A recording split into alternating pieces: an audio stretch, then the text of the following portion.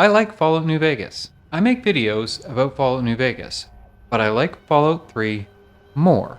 It took me until I played A Tale of Two Wastelands, a set of mods that merges the two games, for me to figure out why. And it turns out it's the same reason I like this game. Sims has no scripted story. Search Sims videos, you won't see things like The Sims Episode 3. What you'll see is stuff like The Sims but my house is made of cheese, or how many babies can I have in The Sims, or can you kidnap all the town's cats in your Sims basement? When people play The Sims, there's always some twist that they brought along. It's not like EA hasn't tried to inject story into these games. You have The Sims Go on Vacation, The Sims Medieval, The Sims do some Star Wars bullshit. But the players mostly ignored those, instead using their time trying to convince EA to release The Sims Laundry Day. Seriously, this is real, and as a result of so many requests it was less of a petition and more a bloody movement. It's simply not the case that these people don't care about story, it's that they brought their own story and want Jar Jar Binks to get the hell out of the way. What they want is more furniture for their dollhouse. In a slightly different vein, there's Banished, or this pretty good knockoff I actually have footage of. There's no plot, no goals, no dialogue, but there is a story, and it's the one that you write when you play it. Project Zomboid's story is simply zombies, except at the same time, it's a lot more than that. Every new start, it plays out differently. The stories that come out of Zomboid have been responsible for the success of several content creators. And how about MMOs? Yeah, they have stories, well, they usually have stories, but that's not what I remember about Final Fantasy XI, or Star Trek Online, or EVE Online. No, I remember the adventures I had when I wasn't doing something lined up in a quest journal. If you've seen any of my videos, you'll know I just can't shut up about RimWorld, which was designed from the ground up as a story generator. It's a big old sandbox that throws random wrenches at you, with the explicit purpose of creating situations you couldn't write in a million years. Once, I had 6 refugees show up at my mining fun camp. They were hiding from local bandits, and willing to work if I'd lodge them there for a week and a half. Not 3 hours later, their leader was run over by a mid-engine supercar with 300 pounds of food in the passenger seat and one of my colonists' 9-year-old kid behind the wheel. I hadn't planned to have the kids do the deliveries, just like I didn't plan on the attrition you get when you give cars to a society that has literally never even heard of them before. The adults in my colony are always really busy while the kids are always lounging about, drawing with chalk, or going to school. I figure if they're old enough to drink beer, they're old enough to fly the helicopter. That's why they have cup holders. Not like any of the adults are qualified to fly the thing. These games don't have stories, but the best stories I've ever experienced in games were from them. But these examples have the distinction of being games that aren't typically narrative. So let's roll back to New Vegas.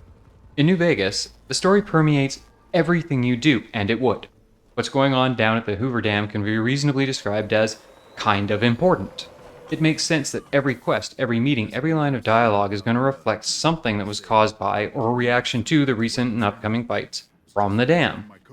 It's a testament to excellent writing focus that this works in the face of just about any wrench you can throw at it. Caesar's dead. Bet he didn't see this coming when he was having his coffee this morning. Still, it's not going to stop the Legion. Might not even slow them down. Even the DLC, which forms its own story arc, is still entirely rooted in the broader conflict. There's a reason that people laud this writing as an almost untoppable industry bar. But as great as New Vegas is, its strongest point is also its greatest flaw. You could say that part of this is that this focus technically limits replayability, but I think that a 60-hour game getting stale after 7 or 8 playthroughs isn't the tragedy it sounds like. It also means that it has to steer you back on course if you get too far gone, because one way or another, you wind up in the same place, just different ending slides. But that's fine. Like I said, I like New Vegas. When you stick the landing like that, I'm okay with there being bumpers on the edges. But that means that New Vegas plays less like the story of the Courier and more like the story of the Mojave. And sometimes I want the game to be about me. I want the plot arc to be my plot arc. And Fallout 3, Fallout 4, Skyrim, even Starfield are very, very good at this. Oh, you must not have heard. I'm a superhero. I do this for a living. To me, the dumb non sequitur faff we tend to refer to as these games' stories aren't the actual story. They're merely episodes in the adventures of the player protagonist, or antagonist if it's that kind of Thursday. They're meaty enough to inform what I'm doing right now, coherent enough to say why, and minimalist enough to get out of the way when I totally go off the rails. Or even just ignore them. If I feel like just RPing it up and doing something completely unrelated, it doesn't feel like the world is waiting for my permission for the sun to rise. You know, I don't even fast travel in these games because, to me, what happens along the way is the best part. Skyrim, south of Riverwood. Ingyard and I are super lost. See a dragon overhead, and it's pretty clear it's decided we're worth its interest.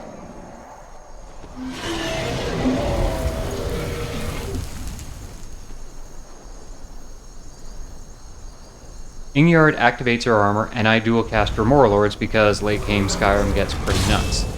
We run up to meet the dragon, and it's Dermavir. Our buddy from the Soul Cairn spied us from above and decided to come down for a chat. So I run up with my posse of nightmares, and before I start talking, I notice something on the corner of the screen. Running up the mountain, jumping over logs, pathing around bushes, a man runs up, jumps over Dermavir's foot, and stands between the five of us. Looks me in the eye, pulls out a knife, and points it at my face. "Give me all your money!" Now, I'm thinking, I should probably do as he says. I mean, if anyone is willing to go through with the threat, it's this guy. But it also hit me that if I say no, he'll be immediately flagged as hostile to any allies I might happen to have in the area. You can't write this stuff, but you can create a world that encourages things like this to happen all the time. I've played through Starfield a couple times now, and next time I'm going total pirate. I'm ignoring Constellation altogether. I want to see what happens. Not so much what's scripted to happen, but what isn't. Life's what happens when you're busy making other plans. So what game does the best job of letting you have your cake and eat it too? Well, that's got to be Mass Effect 2. Mass Effect 1 was all about setting up the story. Mass Effect 3 was all about ruining it. Mass Effect 2, on the other, third hand, had no bloody obligations at all. Mass Effect 2 was about all the dicking around you did while waiting for the Reapers to show up. Does it have the best story of the three? No. Was it the best Mass Effect game? Yes. And what was the most memorable part of Mass Effect 3? Citadel DLC, yeah? The DLC that was all about dicking around.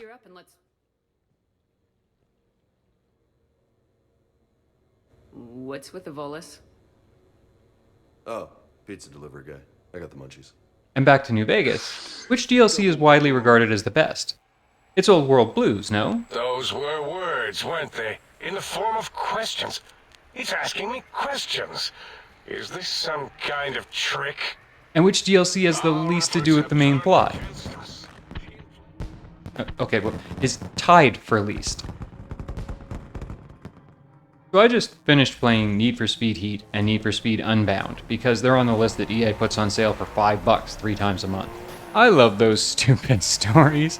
I don't envy a writer that's asked to make the street racer the good guy. I appreciate how they managed to do it with a straight face. It's a real tragedy that the man is holding you back from realizing your dream of being a wheeled Tomahawk cruise missile sharing the road with school buses. This is not the social commentary you think it is. In Heat, at least, you're taking down crooked cops. In Unbound, you're trying to make enough money to take down someone who stole a bunch of cars from you by stealing a bunch of cars. And then those people pay you to steal them back instead of, calling the cops or shooting you in your dumb face. So why did I like it? Because for a dozen hours, I was saving the world by driving fast. Let's have a look at the curious case of Clair Obscur Expedition 33. Timestamp here if you haven't played it and plan to because spoilers. For those who have, consider, what if there had been no Gestalts? Well, the Gestalts help you find SK, but SK could have just as easily, from a plot standpoint, merely have been walking around and bumped into you. SK is hidden to justify the Gestalts, and the Gestalts exist to find SK. Their absence would be a loss to the setting, but wouldn't have had a material effect on the story. What if there had been no SK? Well, you'd have needed a boat. And there was plenty of shoreline for that to have happened. But you wouldn't have needed a boat at all if the continent had just been omitted. Imagine the expedition had set off and managed to find a way around the continent and landed right at the foot of the lady and met Verso there. Let's take this all the way. What if this had just been Clair Obscur, Gustav's sister? You just watched the expedition sail off, you handled some day-to-day mayor stuff for 2 weeks, the expedition came back, you had the party, everyone turned into flower petals. at this point, you don't know anything more for having or having not played the last 20 hours of the game. Now, granted, Act 3 would have been a lot less impactful if not for the time spent getting to know the characters, but if you gave me 20 hours to build up the trials and tribulations of a chicken, I could make you cry when it crossed the road. Does that make Clair Obscur a bad game? Well, no. Even if I didn't care for it, a lot of people really enjoyed it. And that's a much more objective take on what makes a game good than just how was the story. Realistically, did people enjoy it is the most objective measurement of a game. All of this reminds me of the book Wuthering Heights. Yeah, I actually used to read books. Thank God those days are over. Anyway, Wuthering Heights was the most eloquent, polished, articulate, steaming pile of elephant shit I've ever read. But some people dig that shit, and far be it for me to keep calling it shit. It's shit. Point is, if all you're bringing to the table is a story, you really have to bring it. Because I'm going to compare you to New Vegas, and good bloody luck with that. And yet, I don't actually think it's reasonable to expect every game to be the next Mass Effect 2. As a matter of fact, I don't want every game to be the next Mass Effect 2. I'm okay with a good story. Heck, I'm okay with a bad story if the game is fun. But I'm also okay if the story is just absent. Not non-existent per se, but sort of hiding there in the background like Fallout 4. Because I have all sorts of fun things I plan on getting up to when I fire the game up. And even when the story is good, sometimes I'm planning on doing something else altogether. I'm currently about 40 hours into Rogue Trader 40K, a game that is almost entirely narrative driven, and I'm absolutely adoring it. But if you'll excuse me right now, I kind of feel like playing with my dollhouse. I'll see you in the next one.